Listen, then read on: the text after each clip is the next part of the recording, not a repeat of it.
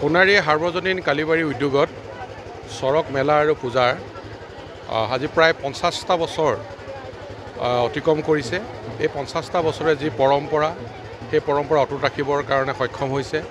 ইয়াতে চৰক গছৰ যি পৰম্পৰা অনুসৰি পূজা অৰ্চনা কৰা হয় আৰু তাতে বিশেষকৈ বঙালী সম্প্ৰদায়ৰ চাহ জনগোষ্ঠী সম্প্ৰদায়ৰ লোকসকলে আজি শিৱ আৰু পাৰ্বতী যি পূজা অৰ্চনা কৰাৰ পিছত যি স্নান কৰে, তেওঁলোকে কেইবাটাও দিন তেনেধৰণে পূজা অৰ্চনা কৰে। আৰু আজিৰ দিনটোত অৰ্থাৎ এপ্ৰিল মাহৰ 14 তাৰিখৰ আজিৰ দিনটোত চৰক গছৰ চাৰিওকাষে তেওঁলোকে পিঠিত তাঁৰ লগায় আৰু তাৰ মুখত লগাই তেনেধৰণে যি পৰম্পৰা আছে, যি লোকবিশ্বাস আছে, সেই লোকবিশ্বাস অনুসৰি তেওঁলোকে সেই পূজা অৰ্চনা কৰে।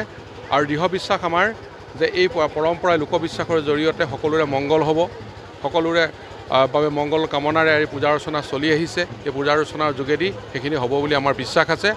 আৰু সোণাৰী সাৰ্বজনীন কালীবাৰীয়ে একাধিক্ৰমে আজি ৫০টা বছৰ অতিক্ৰম কৰিবৰ কাৰণে যে সক্ষম হৈছে, আহি থকা দিনবিলাকতো যাতে এনেধৰণৰ চিন্তাৰে তেওঁলোকে কামবিলাক কৰি যায়, তাৰ বাবে আমি আহ্বান জনাইছোঁ আৰু সকলোৰে মংগল হওক তাৰ বাবে ভগৱানৰ ওচৰত প্ৰাৰ্থনা জনাইছোঁ।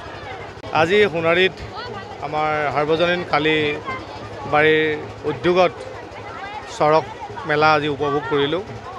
এই চৰক পূজা আৰু মেলাখন আজি প্ৰায় ৫০ বছৰৰ পৰা ইয়াত উদযাপিত কৰা হৈছে। যে আমাৰ শিৱ আৰু পাৰ্বতীৰ পূজা কৰি ইয়াৰ জনগণৰ মংগলাৰ্থে ইয়াত পূজা কৰা হয়। আৰু এই পূজা বহুজন ভক্তগণ ইয়াত আহি উপস্থিত হয়। বিভিন্ন জাতি জনগোষ্ঠীৰ সকলো মানুহে আহি ইয়াত আমি উপস্থিত হোৱা দেখিছোঁ। আৰু আমি সৰুৰে পৰা এই ভাগৱতী প্ৰসাদ বৰুৱা ভুৱনী উচ্চতৰ মাধ্যমিক বিদ্যালয়ত আমিও পঢ়িছিলোঁ।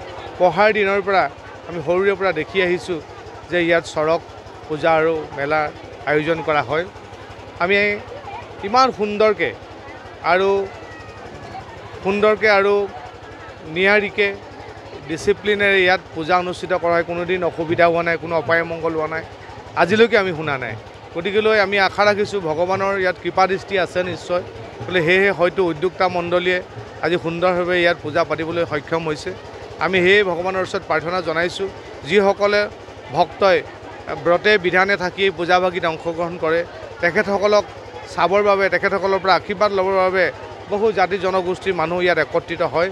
আমি আশা ৰাখিছোঁ ভৱিষ্যতেও এই পৰম্পৰা সদায় জীয়াই থাকিব আৰু এই পৰম্পৰা ৰক্ষা কৰিবৰ কাৰণে আমাৰ মানুহৰ যি হেঁপাহ, এই হেঁপাহ যাতে ভগৱন্তই যাতে আশীৰ্বাদ দিয়ে, সকলোকে যাতে কুশলে ৰাখে।